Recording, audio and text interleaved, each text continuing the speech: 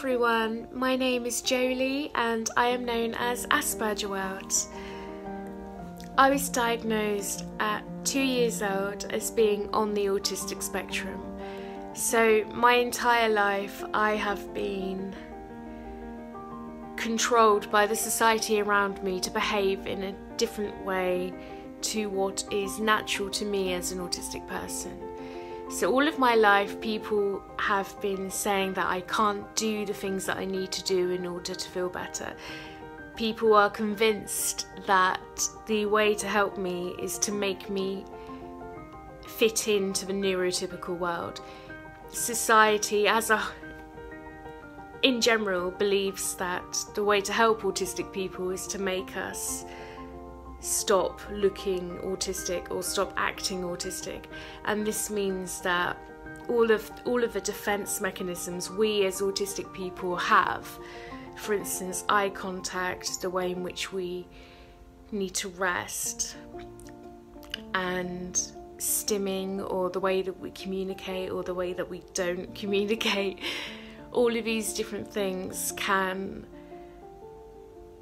often be judged as wrong by the people around us. So what I wanted to talk to you all about today is actually unintentional gaslighting and masking, and how the two can actually interrelate. So as I said, I'm autistic and I have been unintentionally gaslighted by more or less everyone around me in an unintentional way. And it's really important to remember that even though gaslighting is a form of emotional abuse, it is done completely unintentionally, often by a society or friends or family or professionals who are trying to help us. So, what is gaslighting? Gaslighting is to manipulate someone by psychological means into doubting their own sanity, lived experience, lived reality, or self. And in terms of autistic people, gaslighting is when people demean our lived experience and make us believe that we are wrong simply for being ourselves.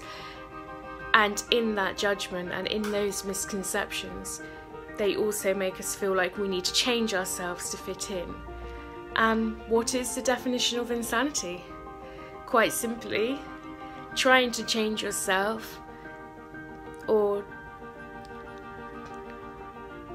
and what is the definition of insanity? Quite simply, it's trying to do the same thing over and over again without success, but trying to do the same thing anyway. Or you try changing the parts of yourself that can never be changed because society has taught you that you are wrong and you need to change these things, because you have been taught by people around you that actually these hardships you have do not exist, because you have been taught that your clothes burning your skin, which is a real sensory issue, because you've been taught that these clothes burning your skin is actually not real and it's something that you need to change. This and many other examples, which I'll go into later, are all examples of unintentional gaslighting. So what is unintentional gaslighting and how does it relate to masking? And basically, it's being told that you always need to make eye contact because you are wrong if you do not. You are selfish if you do not. People say things like, come on, you need to look me in the eyes when I'm talking to you. It's just so rude not to. I need to know that you're listening to me. And people don't understand that actually we're not looking them in the eyes because we're trying to listen to them. And if people just change those misconceptions of why we do certain things, they won't try to gaslight us to make us change the way that we are. And the really harmful effect this has on our mental health and holistic well-being. Other examples can include the simple fact that we are always expected to just continue when we really need to rest. Or people will say, it's not possible to lose spoons. It's not possible to lose energy. You're just being lazy. You need to try harder. Just stop making excuses and get on with it. And all of these examples can stem from a real lack of understanding of what autism is and the way in which it affects us as autistic people. And so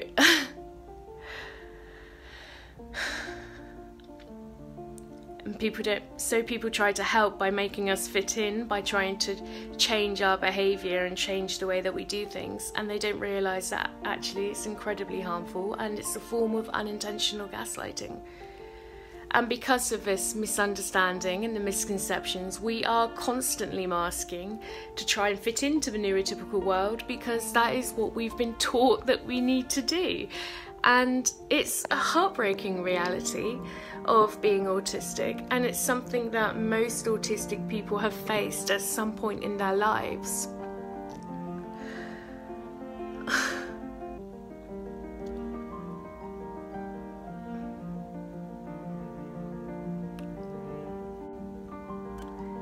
Part of the unintentional gaslighting is also something that is really misunderstood in the autistic community, and that is one of the misconceptions. The fact, or rather the misconception, that we have no empathy and we don't know how to help the people around us, or rather that we don't care about the people around us. This misconception can make people view us as selfish or just simply careless, and it is not a true statement at all in my eyes. I believe that people who are autistic are actually incredibly empathetic. I believe that we care a lot about justice and doing the right thing and helping the people around us, because that is the correct thing to do. And when I talk about justice, I mean in the sense that our everyday life has to follow a justified, correct routine of structure so that we know that everything that we do is practiced to perfection and we are less likely to get it wrong. This also comes into have its own relation to masking, because part of our need for routines is that we are masking we are okay, or we are masking that we are not autistic. Therefore, we need our routines to help us. But that's a story for another time. What I was saying is that these routines and the structure and this need and necessity for the correct truth and honesty is not just spoken, it's in everything that we do. It's in our actions and our thoughts and the way that we cope with things. So part of that is also the need to do the correct thing by other people. And the fact that we find it difficult to process information should not work against us, but it does. People judge that we have no empathy because they simply don't understand that we can see the empathy and we feel the empathy. We just don't know what to do with that information.